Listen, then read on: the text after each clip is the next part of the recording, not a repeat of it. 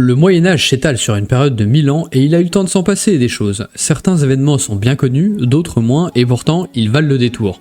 Découvrez aujourd'hui 3 faits amusants peu connus du grand public. En 1184, à l'occasion d'une grande assemblée politique à Erfurt, en Allemagne, réunissant rois, princes, comtes et évêques, le plancher de la cathédrale de la ville s'est effondré sous le poids des convives.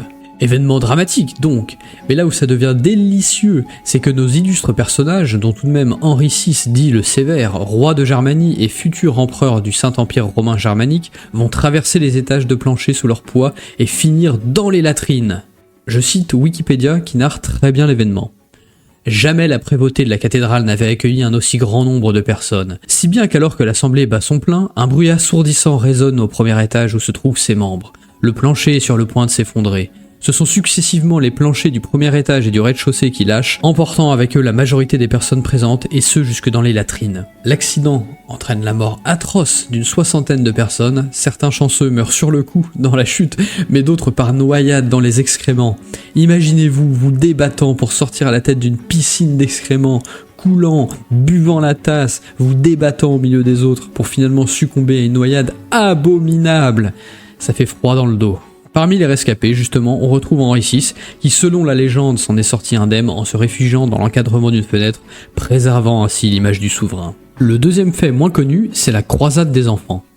On connaît tous au moins de loin les croisades, où de valeureux soldats et templiers en armes et armures étincelantes partent récupérer Jérusalem, mais il existe aussi des croisades dites populaires en marge des croisades officielles. On entend ici en fait par enfants des paysans pauvres, car le nom vient du latin pueri, qui peut signifier enfant de Dieu ou homme se trouvant dans la misère. Il faut noter tout de même que de vrais enfants participent à cette croisade, et croyez-moi, il se serait bien passé du voyage. En 1212, à Cologne, un homme d'une trentaine d'années s'avance sur la place de la ville et s'adresse à la foule. Il a reçu le message d'un ange qui est venu lui demander son aide pour reprendre la Terre Sainte. Il promet un miracle.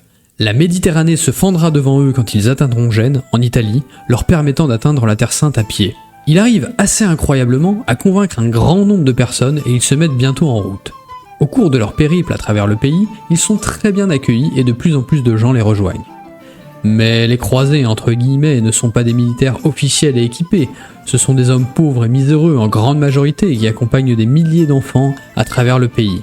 On compte 20 000 personnes et comme on est au Moyen-Âge quand même, il y a des standards à respecter. La faim et la maladie font des ravages dans le cortège avant même qu'ils ne dépassent les frontières de l'Allemagne. Le passage des Alpes est une catastrophe et arrivés à Gênes, ils ne sont plus que 7000. Et là, surprise, la mer ne se fend pas en deux. En fin de compte, les rares qui parviendront à rentrer chez eux seront moqués après un périple qu'on imagine absolument horrible dans la faim et le froid. Le destin de Nicolas est mal connu, il aurait selon la légende atteint Jérusalem et serait revenu à Cologne un homme riche, mais rien n'est moins sûr. Le divorce par combat. Dans l'Allemagne du XVe siècle, il était possible dans de rares cas de régler un divorce par un combat, souvent à mort entre le mari et la femme. C'était un dernier recours bien sûr si le couple n'arrivait pas à régler ses différends au bout de 2 mois et s'il n'arrivait pas à apporter de preuves de ce qu'il reprochait à leur conjoint. Afin d'équilibrer le combat, le mari était dans un trou, une main dans le dos et avait à sa disposition un gourdin. Alors que madame pouvait se déplacer librement mais dans des vêtements lestés. Elle avait à sa disposition comme arme un tissu enveloppant des pierres. Tu fais pas plus médiéval comme pratique, c'est génial. Si l'homme perdait, il était reconnu coupable et exécuté sur la place de la ville, et si la femme en revanche perdait, elle était placée dans le trou, ou dans un autre trou, et enterrée vivante. La brutalité de la sanction. On est à la toute fin du Moyen-Âge, aux portes de la Renaissance, mais on est encore bien bourrin à ce moment-là. Mais rassurons-nous, déjà à l'époque, cette pratique était controversée et n'a pas duré bien longtemps. Allez, c'est tout pour aujourd'hui, commentez, abonnez-vous, likez, à plus.